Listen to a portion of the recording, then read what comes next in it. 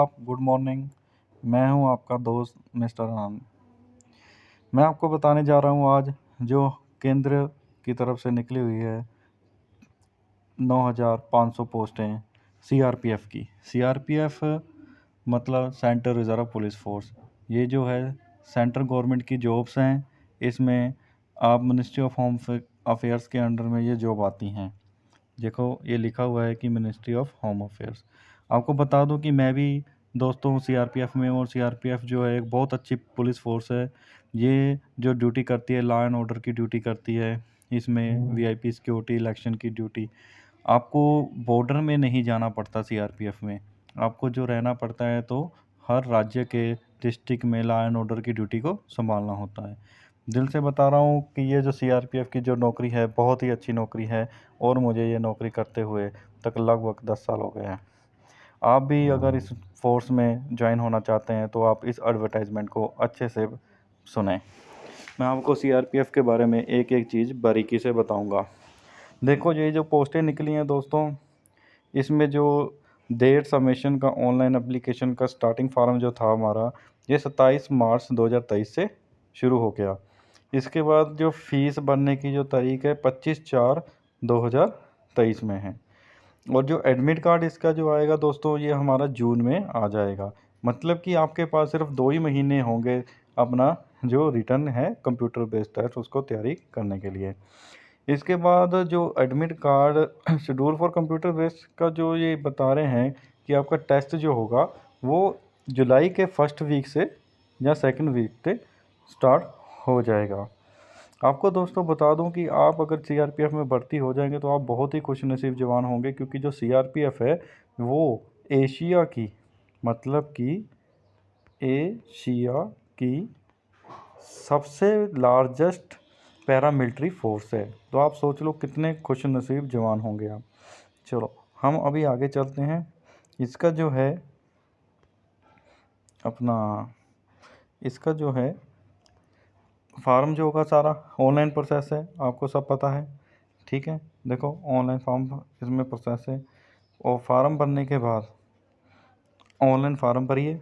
फिर उसके बाद जो है आपका कंप्यूटर बेस्ड टेस्ट होगा। कंप्यूटर बेस्ड टेस्ट के बाद जो जवान उसमें पास होंगे उसका फिर फिज़िकल टेस्ट, मेयरमेंट टेस्ट और फिज़िकल स्टैंडर्ड टेस्ट। फिर फिज़िकल स्टैंडर्ड टेस्ट जो होता है उसमें जो होता है आपका हाइट, वेट, चेस्ट नापते हैं। और जो फिज़िकल इन्फिशेंसी टेस्ट होता है उसमें आपका जो है रनिंग होता है। मैं बता दूं इसमें जो रनिंग होगी आपकी 5 किलोमीटर रनिंग होगी। 5 किलोमीटर रनिंग होगी कितने टाइम में? 24 मिनट में। ठीक है, अभी मैं आपको ये बता देता हूँ, तो आप इसको ध्यान में रखिए, अपनी प्रैक्टिस शुरू कीजिए। उसके बाद इसमें जो है मेडिकल एग्ज़ाम है। ठीक है, और मेडिकल एग्ज़ाम जो होता है वो सीआरपीएफ का काफ़ी टफ होता है। आपको अपना पूरी बॉडी का चेकअप करवा लेना है मेडिकल एग्ज़ाम करवाने से पहले। इसके बाद इसमें दोस्तों बता दूं आपको कुछ जो जॉब्स हैं वो ट्रेडमैन और टेक्निकल भी हैं। ठीक है, उसका भी एग्ज़ाम ये एक साथ ही ले रहे हैं, तो गुड अपॉर्चुनिटी है आपको अगर आप टेक्निकल या ट्रेड्समैन में भर्ती हो जाते हैं तो। जो आपको जो पूरा प्रोसेस है भरने का, ये सीआरपीएफ की जो साइट दी हुई है इसमें भरा जाएगा।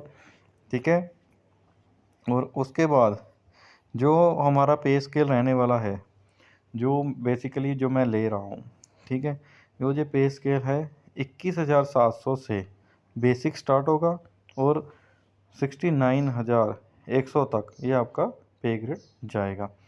मतलब कि आपको अगर आप जो भी जवान नया भर्ती हो रहा है सीआरपीएफ में उसको 21,700 बेसिक पे प्लस HRA, ठीक है, उसके बाद प्लस टीए और रिस्क अनाउंस, जहाँ पर वो ड्यूटी करेगा वहाँ का रिस्क अनाउंस उसको मिलेगा।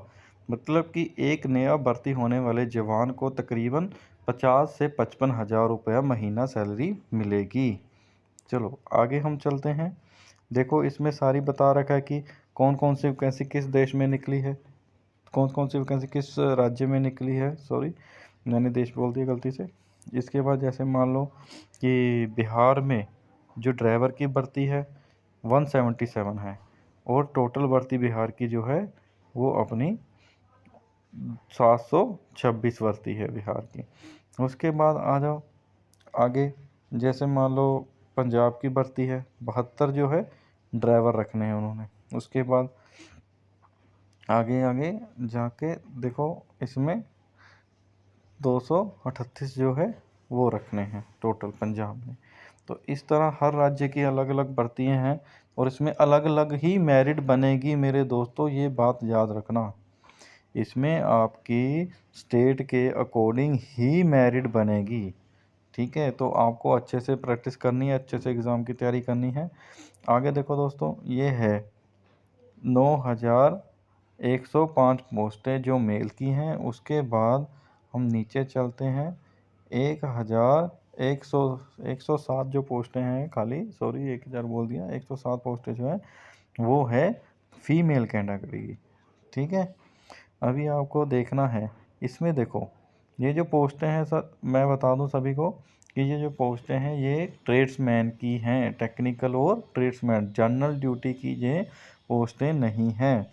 तो इसमें क्या है, जैसे ड्राइवर है, मोटर मैकेनिकल है, कोबलर है, कारपेंटर है, टेलर है ब्रास बैंड है, पाइप बैंड वाले हैं, बिगलर हैं, गार्डनर है, पेंटर है, कुक है, ठीक है, वाटर कैरियर है, वाशरमैन है, बार्बर है, सफाई कर्मचारी हैं, ठीक है। ये सारी पोस्टें जो हैं ट्रेड्समैन की हैं, जनरल ड्यूटी की नहीं। लेकिन इसमें से ये जो बिगलर होता है ना, ये बिगलर जनरल ड्यूटी की ही ड्यूटी करता है। ये आता ट्रेडमैन में, लेकिन इसकी ड्यूटी जो होती है जनरल ड्यूटी की। जब तक ये कांस्टेबल रहता है इसकी जनरल ड्यूटी सेम सिपाही जैसी ड्यूटी ही करनी होती है, और कांस्टेबल के बाद इसका जो बिगलर है वो ख़त्म हो जाता है, ठीक है। और इसके अलावा जो है अपना और जो गार्डनर माली, ये भी जो है ये भी जनरल ड्यूटी की ही ड्यूटी करता है। चलो हम आगे चलते हैं। इसमें जो कुछ पोस्टें निकली हुई हैं इलेक्ट्रिशियन प्लम्बर की भी हैं, ठीक है। ये देखो आप देख सकते हो, प्लम्बर, इलेक्ट्रिशियन, मैसोन, ठीक है। तो ये भी पोस्टें हैं, ये भी जो चाहे वो अप्लाई कर सकते हैं इसमें से जो कैंडिडेट इच्छुक हैं इसके लिए। उसके बाद आगे चलते हैं। देखो इसमें जो है क्या क्या एलिजिबिलिटी चाहिए। इसमें एलिजिबिलिटी चाहिए जो आदमी है इंडिया का रहने वाला होना चाहिए, ठीक है। उसके बाद एज लिमिट 21 से 27 साल, ठीक है। मतलब कि 2/8/1996 से पहले का ना हो, और 2/1/8/2002 के बाद का ना हो। उसके बाद आ जाओ एज लिमिट, मैंने आपको बता ही दी है कि 21 से 27 साल, ठीक है। उसके बाद भारत सरकार द्वारा दी गई कैटेगरी के अनुसार उनको छूट भी है, जैसे एससी को 5 साल, ओबीसी को 3 साल, एक्स सर्विसमैन को 3 साल, और 1984 और 2002 के दंगे वालों को 5 साल, चिल्ड्रन डिपेंडेंट जो 1984 के हैं उनको भी 8 साल, और 1984 और गुजरात वालों को 10 साल। चलो आगे चलते हैं। इसके बाद जो दिया हुआ है इसमें अब एक्स सर्विसमैन का भी है, ठीक है। लेकिन आपको जो आदमी एक्स सर्विसमैन के वो इसको अच्छे से रीड कर लेंगे। मैं आपको प्रोसेस ऑफ सर्टिफिकेट फॉर्मन, और ये जो सर्टिफिकेट का जो परफॉर्मा होता है ये लास्ट में होता है। ये आपको मैं बाद में वीडियो डालूंगा जब इसका आगे भर्ती प्रोसेस चलेगा। अभी देखो सबसे इम्पोर्टेंट बात, अभी जो आया है कि क्या क्या चीज़ें चाहिए। जैसे जो ड्राइवर है, ड्राइवर के लिए कम से कम 10वीं होनी चाहिए। उसके बाद हैवी ट्रांसपोर्टेशन का लाइसेंस होना चाहिए, ठीक है, ये आपको होना चाहिए। ये आ गया। उसके बाद आ जाओ अपना जो मोटर मैकेनिकल का है, जो किसे बोलते हैं वो मोटर मैकेनिकल व्हीकल वाला। इसमें क्या है कि जो रिपेयर करता है, ठीक है, वो ड्राइवर नहीं करता, ड्राइवर अपना गाड़ी ही चलाएगा। जो ये मोटर मैकेनिक व्हीकल वाला जो है ये क्या करता है, उसकी रिपेयर करता है, इंजन की रिपेयर करता है, गाड़ी की लाइट को रिपेयर करता है जो टूट फूट हो जाती है गाड़ी की। उसके लिए कम से कम क्या चाहिए हमको, 10वीं चाहिए। और उसके बाद 2 साल का आपके पास ITI का सर्टिफिकेट होना चाहिए मोटर मैकेनिक का, या फिर कोई ऐसे डिप्लोमा उसके साथ। और बाकी सभी जितने भी ट्रेड्समैन की जो पोस्टें हैं, जिसमें बार्बर है, कोबलर है, कुक है या बिगलर है, उन सभी के लिए 10वीं होनी लाजमी है। और उसके बाद उसका जो प्रोफेशन है उसका कोई भी स्किल्स होना चाहिए। उसका सर्टिफिकेट का इतना ज़रूरत नहीं है, लेकिन उसका टेस्ट होगा। और मैसून पीनरविंग के लिए जो मैसून है, प्लम्बर है और अपना इलेक्ट्रिशियन है, इसके लिए 1 साल का डिप्लोमा होना चाहिए 10वीं के साथ। चलो आगे चलते हैं। आगे जो कैसे इसको अप्लाई करना है मैं आपको बता देता हूँ। आपको क्या करना है, ऑनलाइन जाना है। ऑनलाइन में जाके इस सीआरपी की जो साइट मैंने आपको पहले बताई थी, उस साइट में जाना है और ऑनलाइन में उसमें ओपन कर लेना है। उसके बाद उसमें जो जो डाटा आएगा उस हिसाब से आपको वो भरते जाना है। देखो सर, इसकी जो फ़ीस है, देखो सभी स्टूडेंट्स की फ़ीस देखे जो है 100 रुपया, और जो SC ST और फीमेल्स हैं उनके लिए ये फ़ीस फ्री है। उसके लिए कोई फार्म भरने के पैसे नहीं है। तो मैं तो कहता हूँ कि सारे SC ST और OBC जो भी है, SC ST जो फीमेल्स हैं, ये सभी फार्म भरें। OBC और जनरल के लिए 100 रुपया फ़ीस है। ठीक है। हाँ, अभी इसके जो टेस्ट कहाँ कहाँ होंगे, देखो इसके जो मेन जो सेंटर्स हैं वो टेस्ट देखो। जैसे मान लो आंध्र प्रदेश में ये इतने सारे सेंटर्स हैं, अरुणाचल प्रदेश में 2 ही हैं, असम में है ये 10 का सेंटर है, हरियाणा में 2 हैं, उसके बाद हिमाचल में है, जम्मू में भी 2 ही हैं, कर्नाटका में भी काफ़ी हैं। ठीक है। उसके बाद तेलंगाना में है। ठीक है। त्रिपुरा में, उत्तर प्रदेश, मणिपुर, इसी तरह हम नीचे चलते हैं। अभी देखो, जैसे मैं पंजाब से हूँ तो पंजाब का है अमृतसर, बठिंडा, जलंधर, लुधियाना और मोहाली और पटियाला। ये बहुत ही अच्छी जॉब्स है सर, जॉब्स है। मैं बता नहीं सकता हूँ कि CRPF की जॉब कितनी अच्छी होती है। ठीक है। और इन्होंने ये बताया कि आपने जो एक बार सेंटर भर दिया उसको हम दोबारा चेंज नहीं करेंगे। देखो सर, देखो सभी स्टूडेंट इसमें ये देखो कि जो ये पोस्ट का जो सिलेबस है क्या होगा, कहाँ से टेस्ट आएगा। देखो आपको जनरल इंटेलिजेंस एंड रीजनिंग के 25 क्वेश्चन आएंगे। ठीक है। उसके बाद general knowledge and general awareness के 25 क्वेश्चन आएंगे। उसके बाद आपको अरिथमेटिक मैथ के 25 क्वेश्चन आएंगे। उसके बाद इंग्लिश या हिंदी। इंग्लिश हिंदी का मतलब है कि आपको एक अटर्नल चॉइस करनी पड़ेगी कि आप जो है इंग्लिश लैंग्वेज का लिटरेचर करना चाहते हो या हिंदी लैंग्वेज का लिटरेचर। अगर आप इंग्लिश की करोगे तो आपको इंग्लिश में narration, voice, tense, articles one का जो है वो क्वेश्चंस आएंगे। अगर आप हिंदी में करोगे तो आपको छंद, अलंकार, दोहे, मुहावरे, वक्रितियाँ, ये सब इसमें आएंगी। तो आप अपनी लैंग्वेज के अकॉर्डिंग जो आपको अच्छी लगती है आप उसमें अप्लाई कर सकते हो। उसके बाद जो क्वेश्चन हैं वो आपको 100 क्वेश्चन आएंगे और 100 ही मार्क्स होंगे उसके। ठीक है। 2 घंटे का जो है आपका एग्ज़ाम होगा। ठीक है। और इसमें आपकी जो है 1.25 की 0.25 की आपकी जो है मार्किंग होगी, नेगेटिव मार्किंग। बल्कि आप अगर 4 क्वेश्चन गलत करोगे तो आपका 1 नंबर माइनस हो जाएगा। आगे चलते हैं। आगे मैं बता दूं, जनरल इंटेलिजेंसी एंड रीजनिंग के जो ये टॉपिक्स हैं आप इन्हीं पढ़ें। उसके बाद जनरल नॉलेज के जो टॉपिक्स हैं वो यही पढ़ें। और मैथमेटिक्स के जो है fundamental numbers, determinants, average, interest, profit loss, यही पढ़ें। और हिंदी और जो लिटरेचर है उसका जो आपको मैंने बताई दिया, छंद, अलंकार, दोहे, यही पढ़ें। जो स्टूडेंट्स इस एग्ज़ाम में पास हो जाएंगे उनका जो है फिज़िकल जो है स्टैंडर्ड टेस्ट लिया जाएगा। फिजिकल स्टैंडर्ड टेस्ट में मैंने आपको बताया था कि आपकी हाइट और 170 सेंटीमीटर मेल्स के लिए और फीमेल्स के लिए 157 सेंटीमीटर होनी ज़रूरी है।